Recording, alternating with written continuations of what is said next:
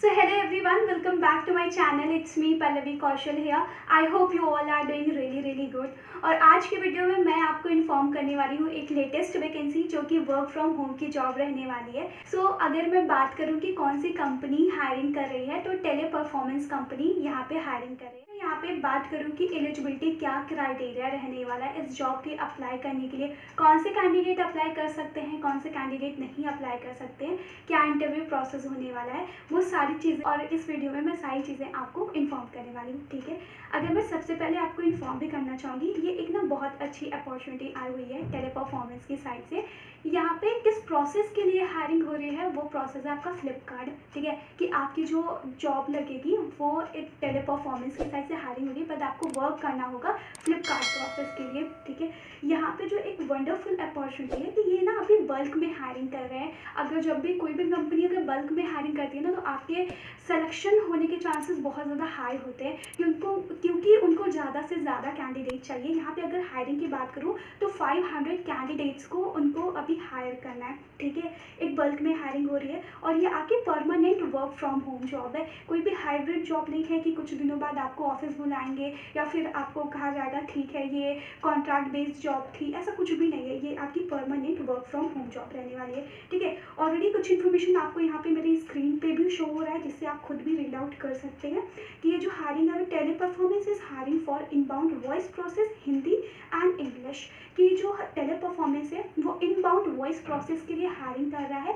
और ऐसे candidate eligible है इस जॉब के लिए जिन्हें हिंदी और इंग्लिश बहुत अच्छे से आती है बोलना। ठीक है, यहाँ पे उन्होंने रिटन या फिर स्पोकन का वैसे मेंशन नहीं किया है, बट ओवरऑल अगर यहाँ पे वॉइस प्रोसेस है तो बिल्कुल आपकी स्पीकिंग अच्छी होनी चाहिए। ठीक है, मोड ऑफ वर्क आपका बिल्कुल यहाँ पे मेंशन किया है कि वर्क फ्रॉम होम रहने वाला है। लुकिंग फॉर इमिडिएटली ज्वाइनर्स, ऐसे कैंडिडेट चाहिए उनको जो कि इंटरव्यू होने के बाद में तुरंत ज्वाइन करें। ठीक है, ऐसा नहीं है सर कि मुझे एक हफ्ते का टाइम दे दीजिए, 1 मंथ का टाइम दीजिए, मैं अभी अपनी प्रीवियस कंपनी में जॉब कर रही हूँ या कर रहा हूँ तो मुझे इतना टाइम चाहिए, ऐसा नहीं उनको। ठीक है, अभी यहाँ पे अर्जेंट हायरिंग हो रही है। ठीक है, अगर यहाँ पे मैं जॉब रिस्पॉन्सिबिलिटीज़ की बात करूँ कि आपको इसमें वर्क क्या करना रहेगा। ठीक है, handling customer queries on call, giving resolution, arranging follow up with customer, deal with customer database. कि आपको ये सारी आपकी जॉब रिस्पॉन्सिबिलिटीज़ यहाँ पे रहने वाली है।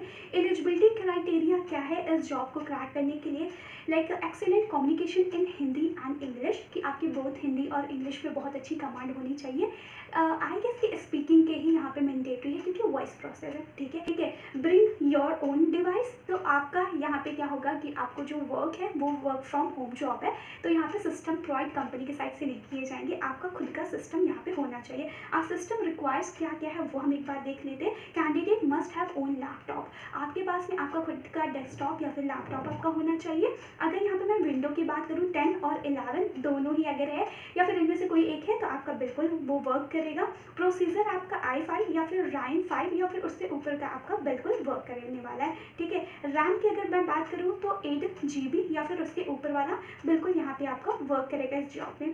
ठीक है, एंड यहाँ पे क्या होगा आपका नेक्स्ट वेरी इंपॉर्टेंट थिंग कि USB आपका हेडफोन आना चाहिए। ठीक है, ऐसा कि जब ये हेडफोन की यहाँ पे रिक्वायरमेंट क्यों उन्होंने की है, क्योंकि जब आप कस्टमर से ओवर द कॉल जब बात करते हो, उनको चीज़ें क्लियर करते हो, तो अगर आप हेडफोन नहीं यूज़ करोगे तो वो उतनी ज़्यादा क्लियर वॉइस नहीं जाती है। ठीक है, इस वजह से ये चीज़ें अभी आपको लेना मैंडेटरी है इस इंटरव्यू के लिए। अगर नहीं है तो कोई भी प्रॉब्लम नहीं है ऐसा कि आप फिर इस इंटरव्यू के लिए एलिजिबल नहीं हो। पहले आप इंटरव्यू दो। ठीक है, अगर आपके पास में पहले से नहीं है तो आप पहले इंटरव्यू दो, अगर सेलेक्ट हो जाते हो तो ज़्यादा उतना कॉस्टली नहीं होता है, आप बिल्कुल परचेज कर सकते हो। ठीक है, आपका पावर बैकअप होना चाहिए, ऐसा नहीं है कि आप लॉग इन कर रहे हो, आप ट्रेनिंग में हो और लाइट चली जाती है तो फिर आप अटेंड नहीं कर पाते हो चीज़ों को। ठीक है, आपका बैकअप होना चाहिए। यहाँ पे वाईफाई कनेक्शन आपका होना चाहिए कि जिससे आप अच्छी कनेक्टिविटी में अपने वर्क कर सकोगे।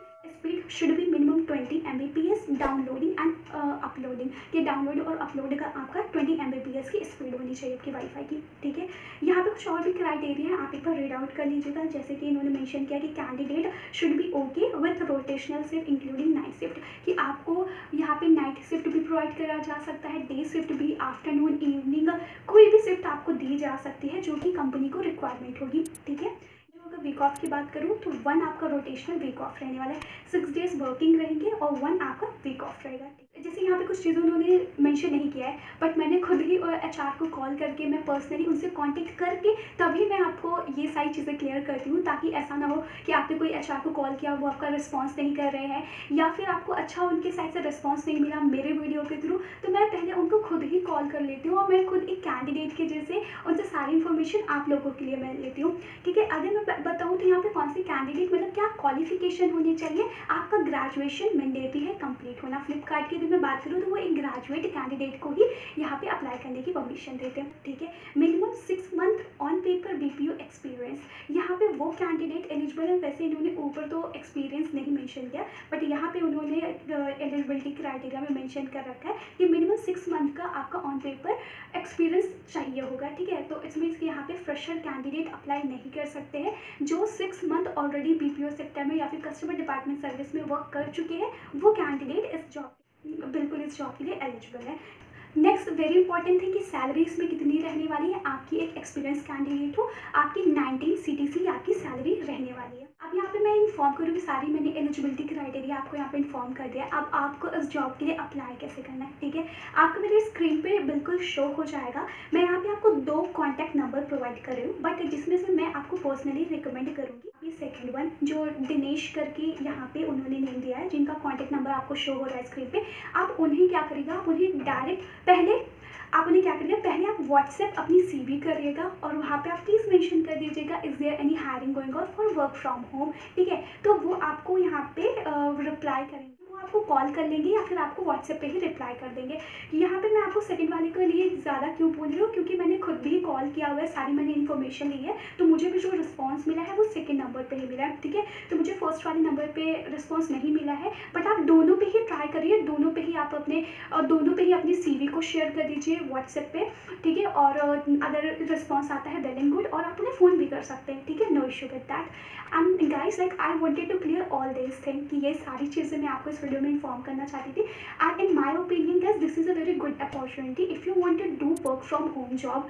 अगर फिर भी आपको कोई डाउट रह जाता है तो please let me know in the comment box. अगर आपने मेरी ये वाली वीडियो नहीं देखी तो प्लीज़ आप जाके वहाँ चेक कर सकते हो कि वर्क फ्रॉम होम में किस टाइप के क्वेश्चंस पूछे जाते हैं, आपको एक हिंट मिल जाएगा। ठीक है, तो अगर फिर भी कोई डाउट रह जाता है तो please let me know in the comment box. And I hope you like this video. If you like it, so please like, share, comment, and do not forget to subscribe my channel if you are watching me first time. Bye bye everyone, I will meet you in the next video.